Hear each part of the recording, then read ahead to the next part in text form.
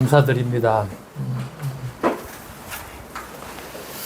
입추가 지나니까 아침하고 저녁에 이제 또 밤중에 열대가 없어지니까 마음까지 좀 더 가벼워지는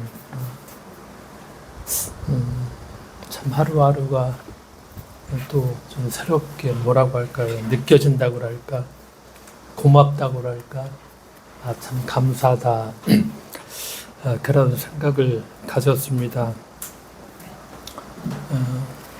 그러면서 집에 이제 인디언들이 쓴 어떤 기도문, 그런 짧은 글들이 있는 책이 하나 있는데 가끔 가다가 읽어볼 때가 있습니다. 그래서 대지의 가르침이라는 유트족 인디언 기도문을 좀 한번 좀 읽어보고서 여러 가지를 또 생각해 볼 수 있는 그런 시간을 가졌습니다. 유트족 인디언의 기도문 대지의 가르침, 이런 기도문입니다. 대지는 나에게 조용히 있는 법을 가르쳐 주네. 풀들이 말없이 햇빛을 쪼이듯이. 대지는 나에게 참고 견디는 법을 가르쳐 주네. 오래된 돌이 창조의 기억을 간직하고 있듯이. 대지는 나에게 겸손히 기다리는 법을 가르쳐 주네. 꽃 봉우리들이 서서히 꽃을 피우듯이. 대지는 나에게 다른 사람들을 돌보는 법을 가르쳐 주네. 어머니가 아이들을 돌보듯이. 대지는 나에게 용기를 잃지 않도록 가르쳐 주네. 나무가 언제나 같은 자리에 있듯이. 대지는 나에게 넘을 수 없는 한계가 있다는 것을 가르쳐 주네. 개미가 땅 위를 기듯이. 대지는 나에게 자유롭게 사는 법을 가르쳐 주네. 독수리가 하늘을 날아오르듯이. 대지는 나에게 체념하는 법을 가르쳐 주네. 가을이 되면 나뭇잎들이 떨어지듯이. 대지는 다시 사는 법을 가르쳐 주네. 봄이 되면 땅 밑에 씨앗들이 솟아나듯이. 대지는 나에게 나 자신을 잊는 법을 가르쳐 주네. 겨울을 지난 눈이 녹아내리듯이. 대지는 나에게 다른 존재의 친절함을 기억하도록 가르쳐 주네. 마른 대지가 촉촉히 젖듯이. 읽어보고서 좀 생각해보고 그러면서 좀 둘러보면서 온갖 거름을 지닌 부드러운 흙에게도 좀 한번 감사해야 되겠다. 우리 마음도 저렇게 좀 부드러운 흙이 되면 얼마나 좋을까. 그런 생각들. 해를 향하고 서서 빛을 변화시키는 이파리들과 머리카락처럼 섬세한 뿌리를 지닌 그런 식물에게도 감사함, 그런 고마움을 한번 전해야겠다는 마음들. 그들은 비바람 속에 묵묵히 서서 작은 열매들을 매달고 물결처럼 춤을 추듯이. 그런 생각들. 좀 공기에게도 고마움을 전해보자 한번. 우리 노래의 호흡이 되어 주고 맑은 정신을 가져주는 바람에게도 한번 우리가 고마움을 좀 한번 전해보면 어떨까. 그러면서 형제 자매인 야생동물들, 저희도 강아지를 한 마리 키우고 있지만 그 야생동물들, 우리에게 자연의 비밀과 자유와 여러 길들을 보여주고, 그리고 얼마나 소중하게 그들의 젖을 또 우리에게 아낌없이 주고 있죠. 우리가 지금 문명사회에 살고 있죠. 우리는 영악하죠, 아주. 그런데 그 인디언들, 우리가 무식하고 어떻게 보면은 우리 밑에 있다고 이렇게 생각할지 모르지만은 인디언들은 이렇게 자연과 대지 앞에서 겸손하게 정말 고마움과 감사함을 수시로 표현합니다. 우리는 참 영약하지만 인디언들은 훨씬 더 우리보다 선한 사람들, 그런 사람들이었겠구나. 지금도 그렇고. 그러면서 우리가 좀 둘러보면서 식물, 자연, 바람, 꽃들, 이런 것에도 한 번씩 자주 좀 고마움을 좀 표해 볼 수 있는, 우리의 욕심이, 우리의 탐심이 얼마나 많은가. 조금만 둘러보면 정적으로 보면은 온갖, 그렇죠, 험악한 말들이 막 때려 부수자, 없애버리자, 같은 인간인데도 생각이 좀 다르다고 다 죽여버리고 다 쓸어버려야 된다는 그런 속에서 살고 있는데 조금씩이라도 저렇게 파란 잎들에게 나무들에게도 우리의 마음을 좀 감사함을 그럴 적에 우리가 조금 더 부드러운 그렇죠. 딱딱하지 않은 조금 더 우리가 욕심과 탐심에서 조금 더 벗어날 수 있는 그런 방법들 그런 길들이 아닐까 하는 생각을 해보았습니다. 입추가 돼서 조금 더 마음의 여유가 있어서 그런지는 모르지만 하여간 오늘 본문에는 보니까 사람들이 예수께서 행하시는 표적을 보고 믿었다. 그런 뒤에 예수는 예수의 몸을 그들에게 의탁하지 아니하였다. 표적을 보고 믿는 사람들, 그런 사람들에게 몸을 의탁하지 아니하였다. 왜냐하면은 예수는 친히 모든 사람들을 알았다. 이렇게 말씀하고 있죠. 공관복음에서는 표적이라고 얘기하지 않고 뭐라고 얘기하죠? 기적이라고 얘기합니다. 근데 요한복음에서는 좀 표적, 그러니까 기적이라면 뭐 미러클, 원더풀 해서 막 사람의 힘으로서는 할 수 없는 놀라운 일들이죠. 근데 똑같은 일을 행했더라도 요한복음 그것을 표적은 영어로 뭐죠? 사인입니다. 그러니까 그 기적보다도 거기에서 뭐 보여주고자 하는 그렇죠? 어떤 의미가 있는가? 거기에 중점을 둬서 요한복음 기자는 대부분 기적이라는 말을 하나도 안 쓰고 표적이라고 이렇게 얘기를 합니다. 그래서 사람들이 다 그 표적을 보고 믿었는데 그래서 예수는 그들에게 몸을 의탁하지 않고 사람들의 그 모든 것을 다 아시고 계셨다. 표적을 생각하면서 표적을 보고 믿었다. 그러면서 사람의 마음을 한번 또 생각해 봅니다. 이 마음이 어디에 있는가? 마음이 어디에서 느껴지는가? 어떤 사람들은 심장이라고도 하고 어떤 사람들은 또 머리라고도 하죠. 오랜 시간 동안에 이 마음이라는 것은 주로 뭐 다 철학적 혹은 종교적 영역에서 이 마음을 다 다뤄왔죠. 그런데 오늘은 어디에서 다루고 있죠? 뇌과학에서 이 마음을 다루고 있고 뇌과학에서 마음을 설명을 합니다.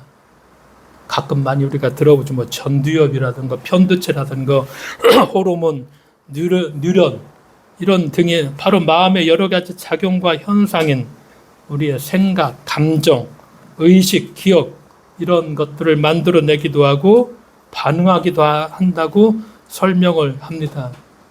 그러면서 오늘 현대인들이 참 많이 앓고 있는 우울증, 또 불안장애 이런 마음의 병이죠. 이걸 약으로 낫게 하는 경우도 많이 있고 약을 먹음으로써 호전되기도 하고 치료가 되기도 하고 그러니까 이 마음이라는 것이 이 마음의 자리가 뇌의 복잡한 어디쯤에 있는가 이렇게 충분히 생각할 만도 하죠. 그러니까 마음이라는 것이 뇌라는 물질에 있다. 그러니까 몸이라는 거, 육신에 대한 집착이 마음까지도 신체의 어느 부분에 속한 어떤 물질적 요소로 생각하게 만들었나 하는 생각. 물론 뇌과학을 존중하죠. 더 많이 밝혀내겠죠. 시간이 갈수록.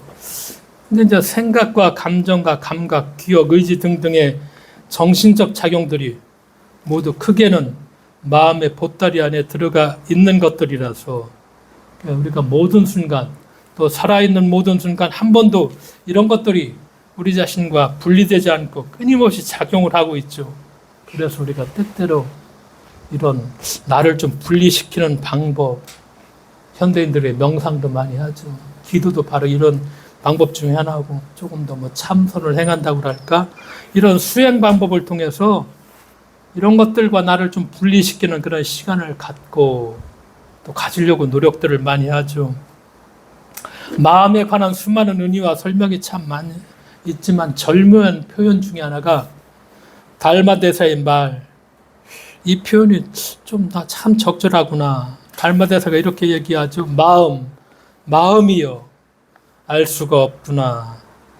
너그러울 때는 온 세상을 다 받아들이다가도 한 번 마음이 뒤틀리니 옹졸해져서 발을 하나 꽂을 자리가 없구나. 이렇게 표현을 합니다. 이게 마음이란 이렇게 한없이 크고 또 한없이 작고 한없이 넓고 또 좁고 한없이 부드럽고 또 한없이 무디고, 그래서 이 마음을 두고서 우리는 바다 같은 마음, 또 하나 밴댕이 소갈딱이처럼 이렇게 마음이 좁아서 네가 어떻게 하겠느냐 이런 표현을 하기도 하죠.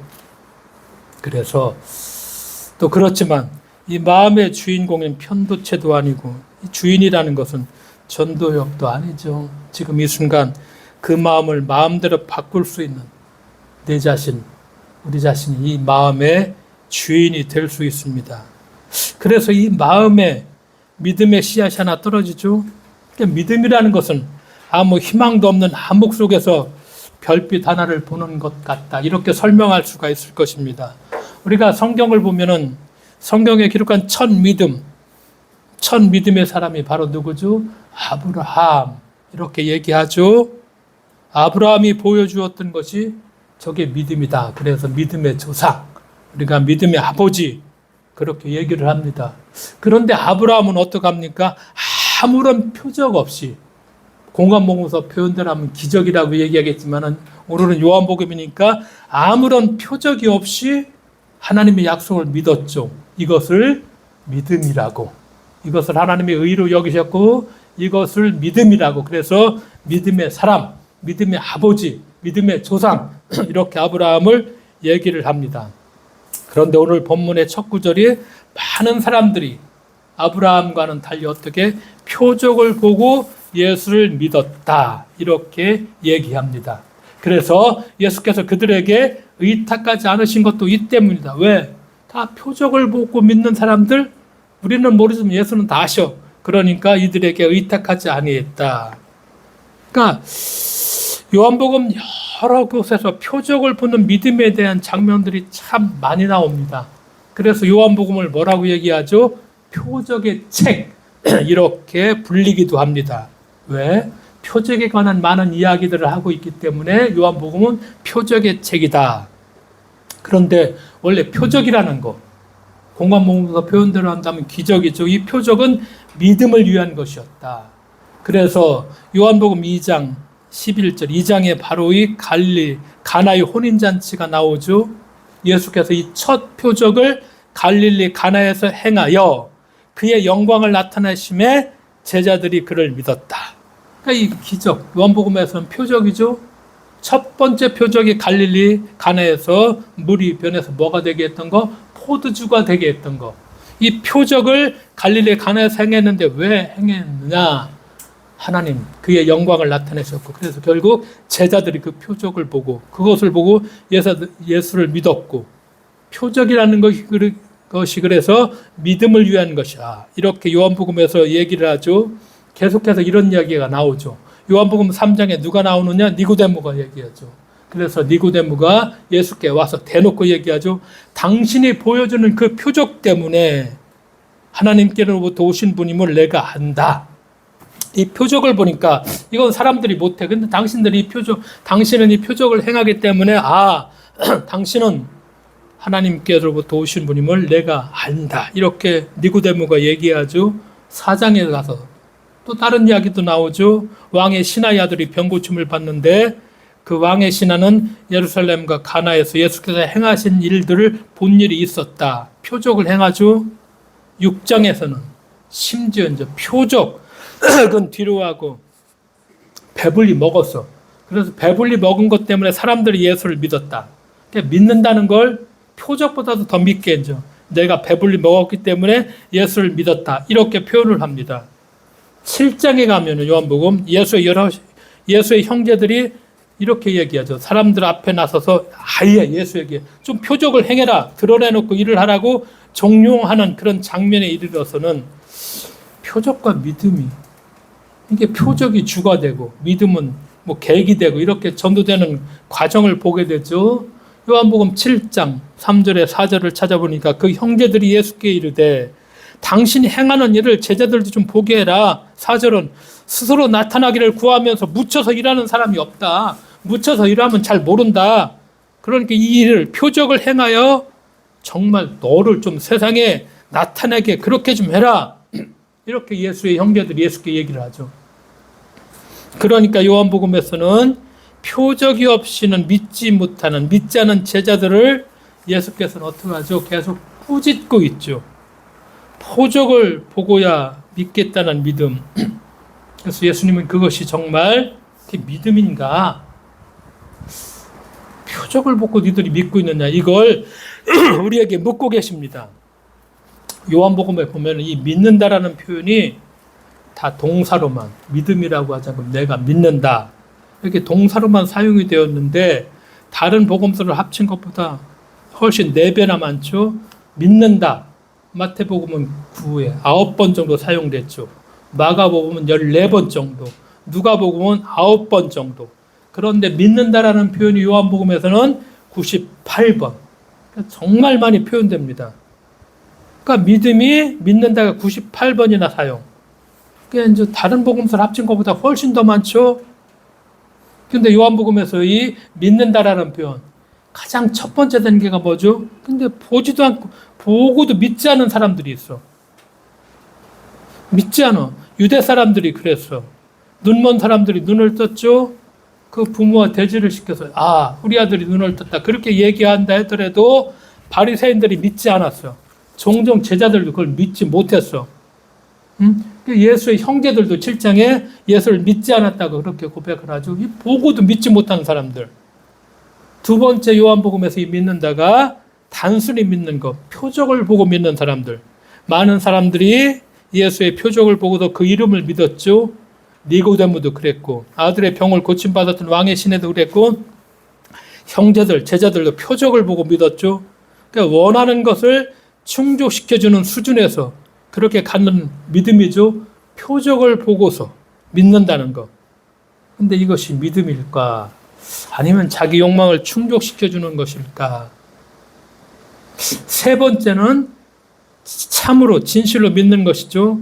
왕의 신하가 자신의 아들이 병이 나온 시간이 예수께서 낫는다라고 말씀하신 시간임을 깨닫고 나서 온 집안이 정말 예수가 하나님의 아들이 진심으로 고백을 하죠. 그리고 제자들도, 다른 제자들 다 떠나죠. 그러니까 12제자들은 주님의 말씀이 여기 계시네, 영생의 말씀이 여기 있는데 우리가 어떻게 예수를 떠나겠습니까? 우리는 절대 떠나지 않겠습니다. 그때의 고백, 나면서부터 눈 멀었지만 예수의 손에 보게 된 사람들의 고백, 참으로 하나님의 아들이셨다. 나사로를 살려주셨을 때 더 깊이 믿게 된 마르다, 주는 부활이요 생명이시니. 이렇게 정말로 믿었던 사람들, 물론 표적이 전개되었지만 이제 그 표적은 표적을 보지 않고도 이제 믿게 됐다는 거. 마치 강을 건너는 나룻배를 버르듯이 더 이상 이들은 진실로 믿게 된 사람들이 이제 표적을 추구하지 않죠. 근데 요한복음에서 한 가지 더 얘기하죠. 네 번째는 보지 않고도 하는 믿음.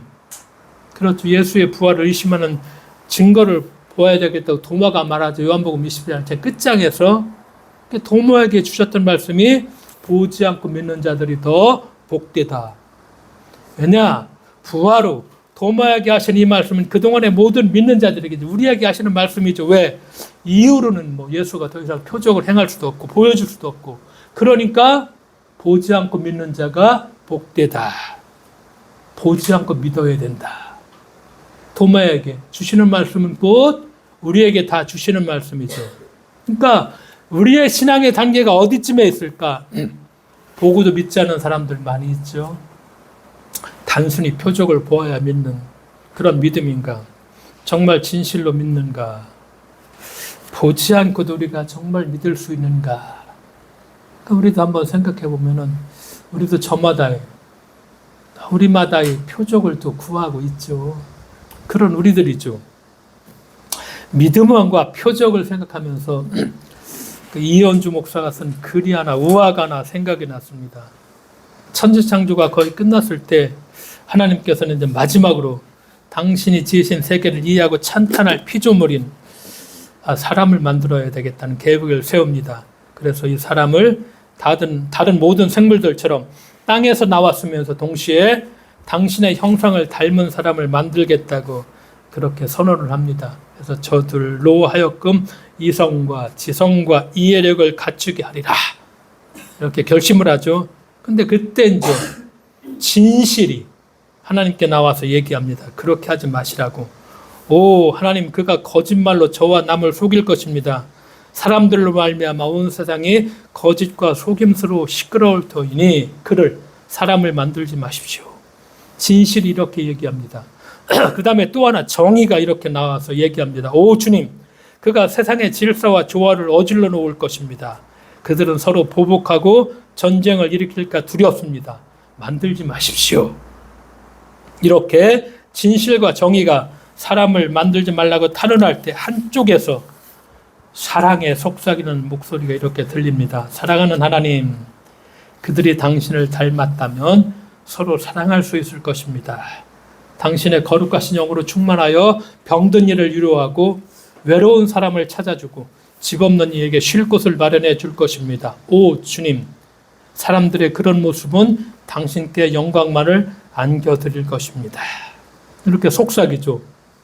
그래서 하나님은 사랑의 속삭임을 들으셨고 결국 사람을 빚어 만드셨다라는 짧은 우화가 전해져 옵니다. 왜 이 말씀을 하느냐? 믿음이란 무엇인가? 믿음이란 말은 기대를 내포합니다. 그 믿음대로 되지 않을 경우 실망이 따를 것이라는 일종의 뒤에는 엄포가 또 내포한다고 볼 수 있죠.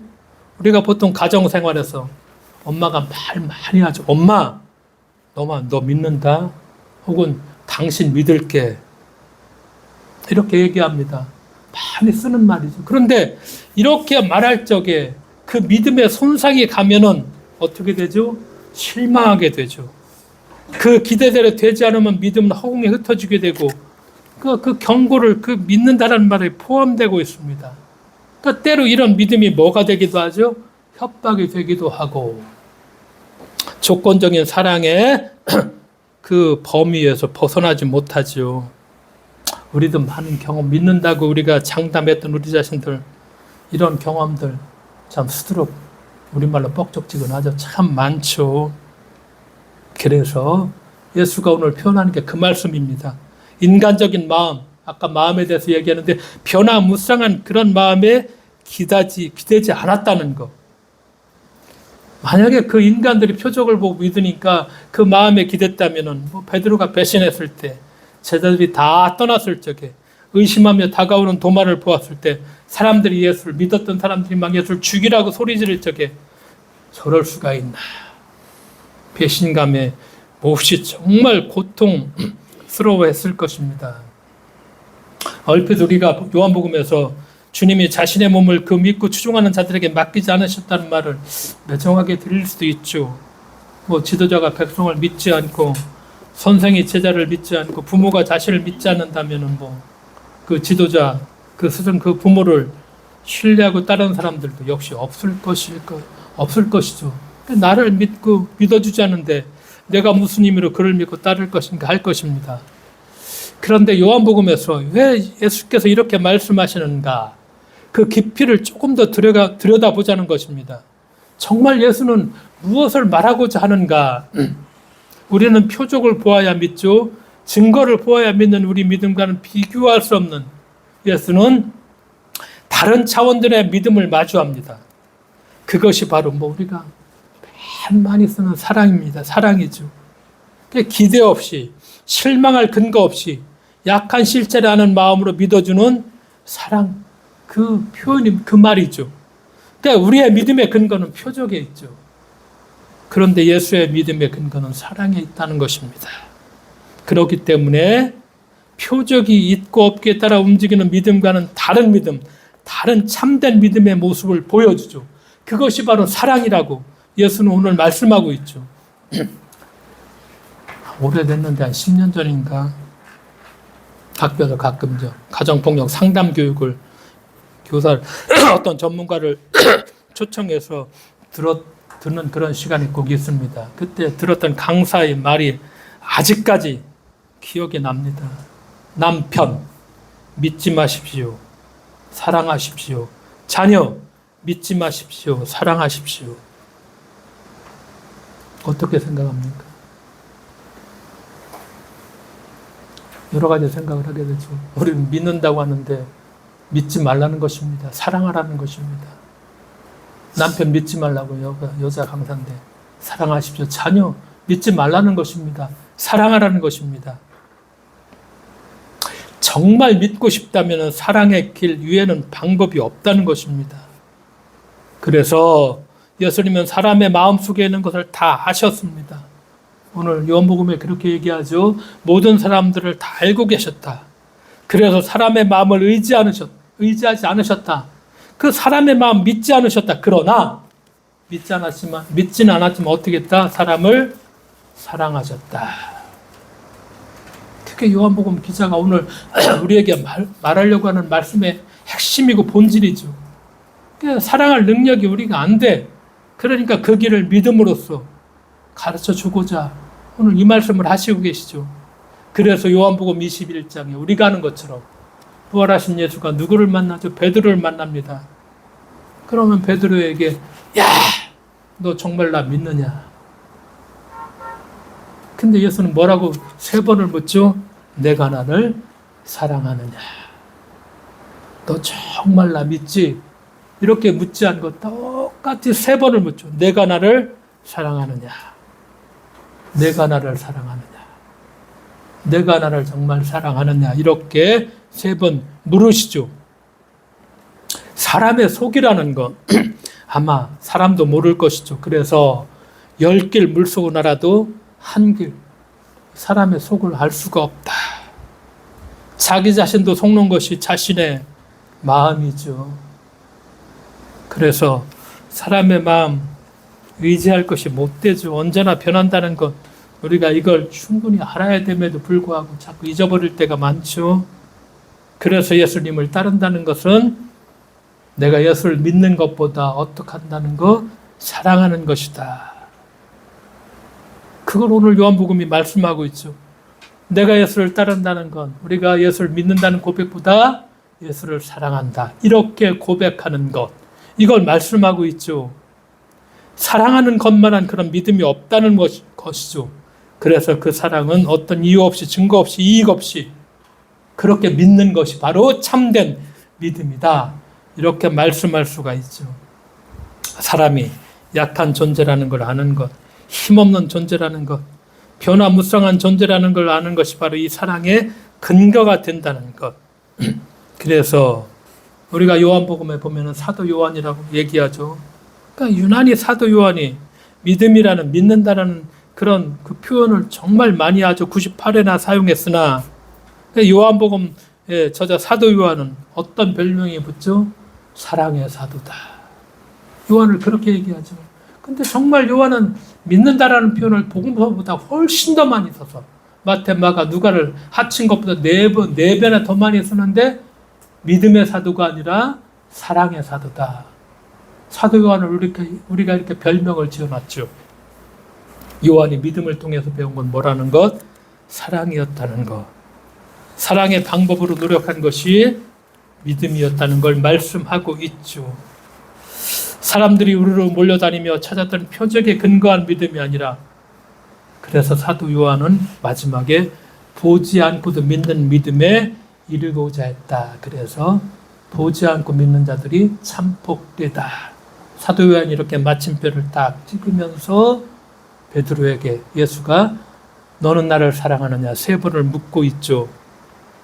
그렇기 때문에 오늘 본문의 사람들처럼 어떤 표적이나 증거 때문에 예수를 우리가 따르고 있지 않나라는 우리 자신을 좀 돌아보라는 것이고, 왜냐?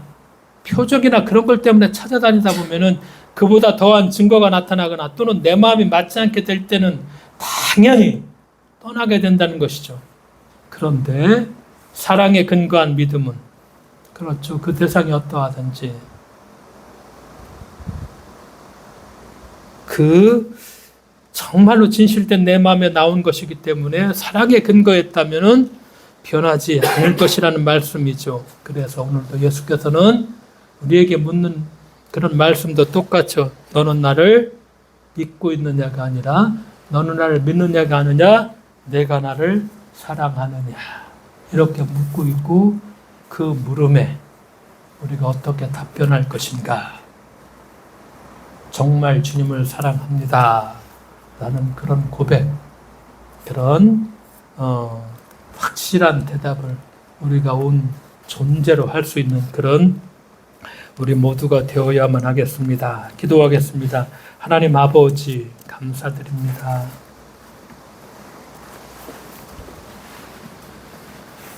남편과 아이들, 아내들을 믿는다는 고백보다 사랑한다는 고백, 우리가 예수를 믿는다는 고백보다 주님 사랑합니다 라는 그런 고백, 오늘 이 말씀을 통해서 우리 자신을 좀 들여다볼 수 있도록 주께서 깨우쳐 주실 것을 믿으며 예수님의 이름으로 기도드리옵나이다. 아멘. 찬송 510장입니다.